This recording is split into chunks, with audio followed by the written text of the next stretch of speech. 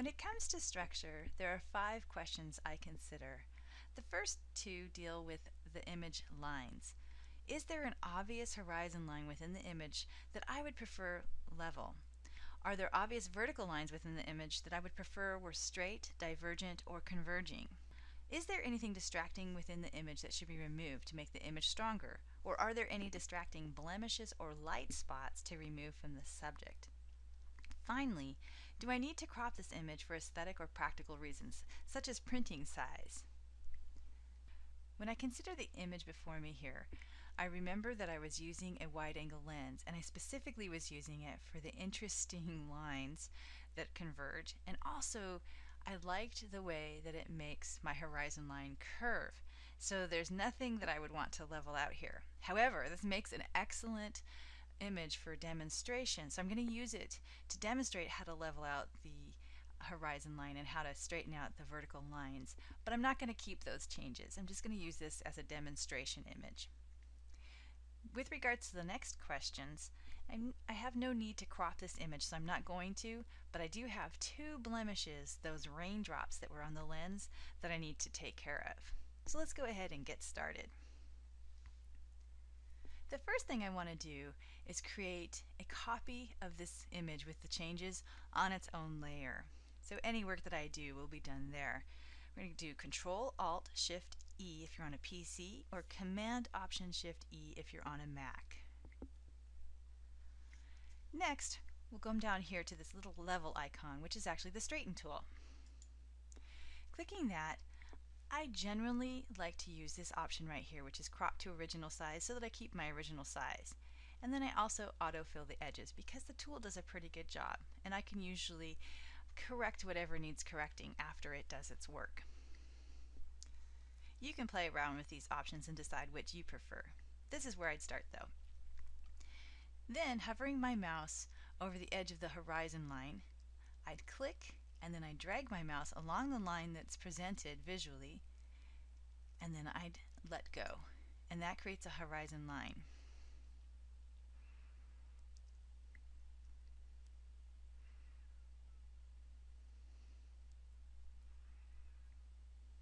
Okay, now we're viewing our rulers right now, so if you don't see your rulers, you can go ahead and select this option to see your rulers. And once you do, you can click in a ruler and drag and bring down a nice straight line, and you can see that that horizon line that we created is in fact straight. Of course, with the warping that happens with the wide angle, this is not a straight horizon, so we lose it right about here. Also, I want to bring your attention to the areas that were filled. Now, up in the sky area, the tool did an awesome job, and I don't see any flaws. However, down here, I do see this strange dotted line that I need to go back and fix, probably with the healing brush, and this line as well. But all in all, it did a pretty good job of filling in where it rotated. This would be the normal natural line of my original image, and so the tool extrapolated and filled in as it thought would be appropriate. Again, I'm not going to keep this change, so I'm going to back out of it. Control-Z or Command-Z if you're on a Mac. Okay, that's how you go about straightening for the horizon line. What about these lines though? Let's say I wanted those to be straight rather than converging as these do, which I don't. I love the converging lines, but let's say we're pretending here for the sake of demonstration. What I do is go over to my Move tool, and then I'd come up to Image, Transform, and Skew. Once this option is all set up for me, I would also come in and click on the ruler and drag so that I'd have a nice straight line for reference. In fact, I'm going to go for 2 lines for reference, both edges here. Okay. Now that I have that, I can come up top here. Since I need to pull out on both of these corners to straighten up these converging lines, that's what I'm going to do. Okay? So click on that outside corner and pull out until it looks straight. And then come over to this other corner, the right hand side, and pull that out until it straightens it out. Now, of course, the warping from the wide angle has done a lot of other things, including this strange warp right here. Of course, all intentional. I was trying to get that weird exaggerated look.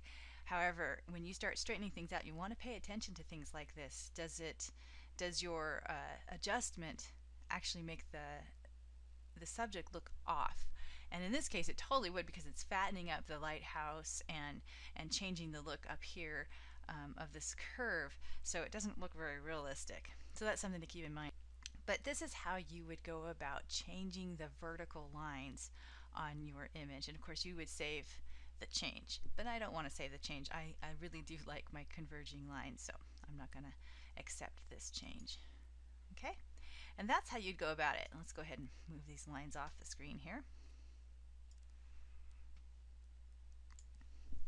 Now let's talk about these blemishes up here that I want to get rid of.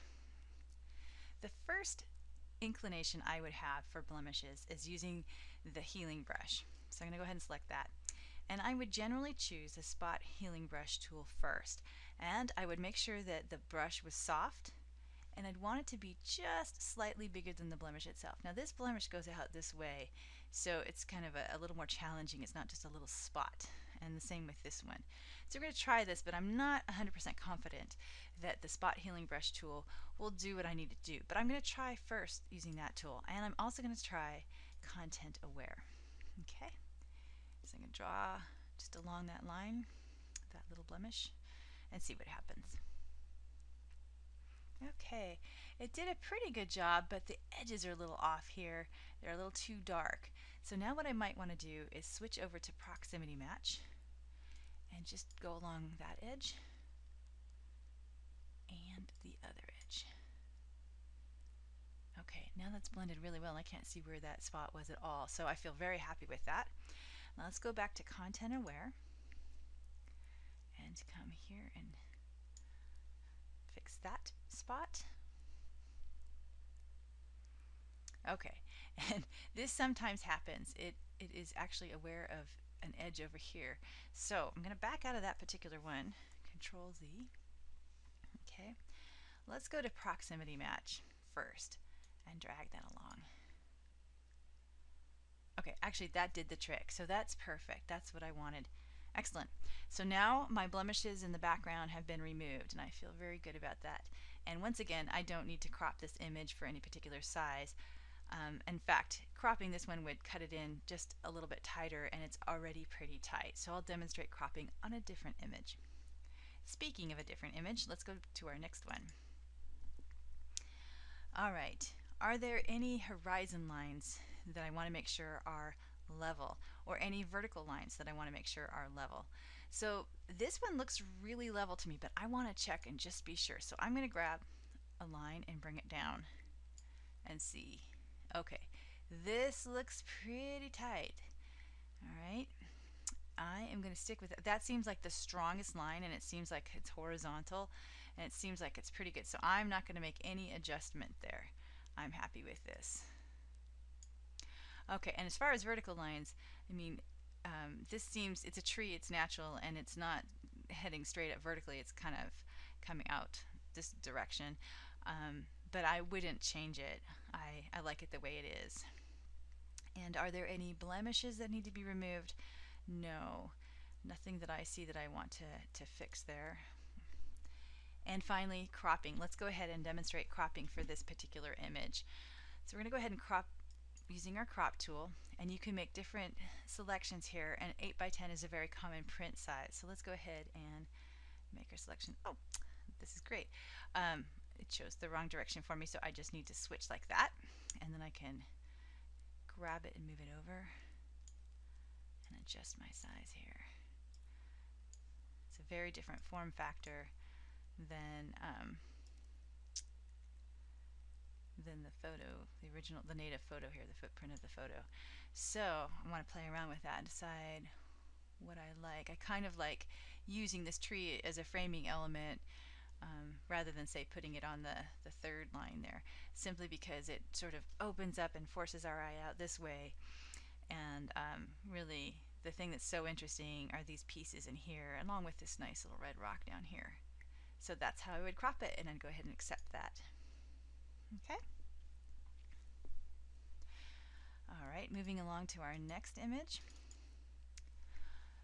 Now, there's a major blemish I'm not so concerned about the horizontal and the horizontal or the vertical lines, but this blemish here bothers me immensely. But I'm not going to use the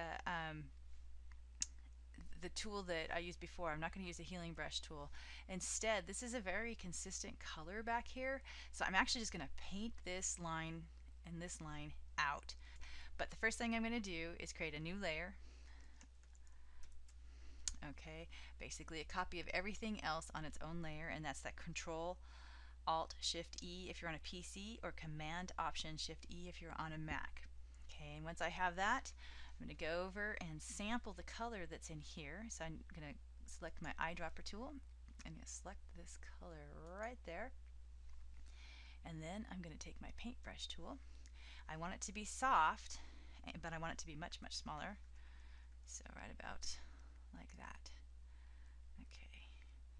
And just paint that away. And the same goes up here.